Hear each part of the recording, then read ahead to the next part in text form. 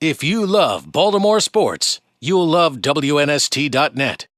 Welcome back, WNST, Towson, Baltimore, and WNST.net. We are live at Super Bowl 49. We are here in Phoenix, and it is a dry heat. Luke Jones joining us as well, and our WNST partner who runs around. I got to get you a little WNST sticker, a little pin. Little pin. Little pin. Little pin. Yeah, a little Subtle. pin. Yes. I'm all about subtle. Subtle and classy. Subtlety.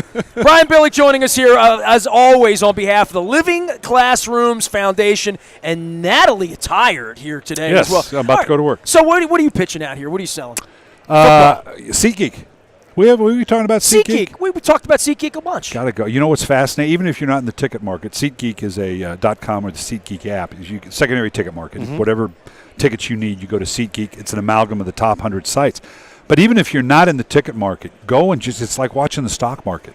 Watching the value of these ticket prices. Did you see today? What's the The highest price ticket in the history of modern sports, this game. And I don't know why. This happened, on Thursday. Darren Ravel tweeted it out. Tickets are $8,000 to get in, and there's never been anything like this year. Well, people thought, in talking with the SeatGeek guys, it goes up and down. And obviously a lot has to do with the ticker brokers, and they pull tickets back to push the price up and whatever.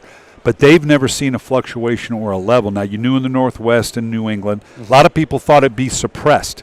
Well, the people that went last year aren't going to shell out to go this year. In New England, I've been calling this the New England Patriot Invitational. It seems like they're here so often. Because they cheat, but that's another story. Super Bowl fatigue, and that's not the case. So obviously those are the hot areas, and that's driving it up, besides being what everybody believes is going to be a great game. It's been fun. Brian Billick joining us here. All right, so are you DeflateGated out? I mean, I don't know that we talked a little bit about it last week. Here's something that I didn't realize till I got here. Okay, I got here Monday. I started talking to guys. Who was the running back we had by? We had a running back on Monday or two. We've had 100 people here. Was it? Oh. I don't even know who it was. I'll tell you in a second. I don't remember who it was. We had a running back here. He said, I'm going to tell you right now, if you took air out of the ball and put it in my arms, you'd never knock it out of my arms. He said, and then, by the way, the Patriots have only fumbled less than everybody. Spencer Tillman. Spencer Tillman. He's the one who said it. Spencer, who, by the way, no offense to you, might have been the best guest of the week. I mean, Spencer Tillman was fantastic. Oh, good. I mean, we'll see how you do. Oh, yeah, I've worked with Spencer. Boy. He is What sharp. an impressive guy. Oh, boy, absolutely. I've never known him. I've had him on once or twice. Boy, I like me some Spencer Tillman. We went to Fort Campbell together to see the troops, and he's a hell of a guy. He sat here and sang Oklahoma. I don't doubt it. I don't doubt it. Yeah, he sang. So the running back part of this was something that I don't think anybody else has talked about it. That what it does when you're a running back, when you punch the ball, and they're all trained to punch the ball and strip the ball, that a softer ball would lead to less fumbles. And the Patriots, by the way, have fumbled less than anyone in the sport over the last decade. That's appreciably less. I smell smoke and fire, Brian Billick. Well, at the end of the day, the league has to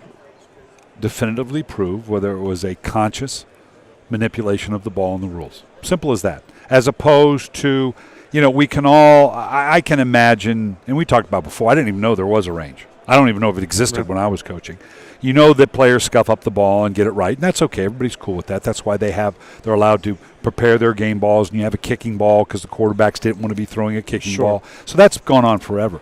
But, and this is the high level, and this is where Coach Belichick and Mr. Kraft may have had the great deal of confidence of standing up on the podium and saying, "Hey, this is the way it is, and you're going to apologize to me, and we're done with it." Is that you can't? How do you prove it? You got to prove that they willfully manipulated the ball in a consistent manner that violates the rules, and that's an awful high bar to cross. Well, I mean, you're on the other side of the field coaching against them, and you're the resident genius here. Somebody called you a genius earlier, so I'll just go with genius. You're not going to dispute that, are you? No, the older I get, the smarter I've gotten. There's no question about that. But you're on the other side, and here you are, the genius, been in the game forever, the son of Bill Walsh and all that, and you never thought how much pressure's into football. And over on the other side, the other genius, Belichick's over there potentially taking a couple pounds of pressure out, realizing we'll fumble less, my quarterback likes it less, no one will ever know. And then there's you watch football your whole life, you planned, you battled, you read The Art of War. Did you ever think about making a running back ineligible at the line of scrimmage and calling it in 5 seconds before the play happens in a hurry-up Now, offense? I have no problem with that. That's just working within the rule. What is a play-action pass? It's deception. Right. I'm going to show you run over here, and I'm going to throw over there. So that I have no problem with that, and you've got to be prepared for it. The league will address that. Do we need to have more lead time? They reported they did the right thing. Now no one was paying attention because of when they did it. That's shame on you for not paying attention to it. And it was unique, and you will get away with less and less of it because people are going to be more vigilant for it now, plain and simple. But having said that, that's a wholly different. You can't lump that in with a willful disregard for the rules, if indeed that's what it was with regards to the balls, Spygate, all that type of stuff. Yeah, there's, as we said before, there's tax evasion and tax avoidance. Tax avoidance is legal. We all try to minimize our tax burden. Tax evasion, you go to jail. Yeah, the difference to me, gamesmanship within the rules, which is what we just talked about, or if you're blatantly breaking the rules. I mean, there is a line. Sometimes it's blurry, but I think two distinct issues here as it relates to the Patriots. Brian Billick joining us here. We're on Radio Row, Super Bowl 49. Our coverage brought to you by Charles Newsonoff and Sons, Continental title. So let's break down the game. I mean, aside from all the error in the footballs and all that, they're going to kick the ball a little after 6 o'clock Eastern on Sunday, and we got the two best teams here. I mean, I'll make an argument for the Ravens 2 weeks ago, or even the Colts with a full football, but I'm satisfied that these have been the best two teams all year long, and we thought that last year, and of course the game got away very early from the Denver Broncos. I don't see that happening on Sunday. You would think not. This is you come into this game, we've been doing this for a while, and you have a knee-jerk or a blink reaction, team A's going to win. Doesn't mean you're right, but I've seen this, look at it all years, and it's going to be them. And you might even change but this one, there's not that instinctual, it's going to be, because I think it's that evenly matched. So that should mean a very good game because you've got two. And I love the people. How many times have I heard, well, these are two very well coached teams. Well, if you're in the Super Bowl, it's a well coached team. I mean, even those that want to not think my team. You probably got a good quarterback too. Yeah, probably got a good defense somewhere too, right? in there. That's kind of a given. But it's just the matchups, the way these teams match up. Let's just take the secondaries. The physicality of the Seattle secondary is something New England has not had to deal with a lot.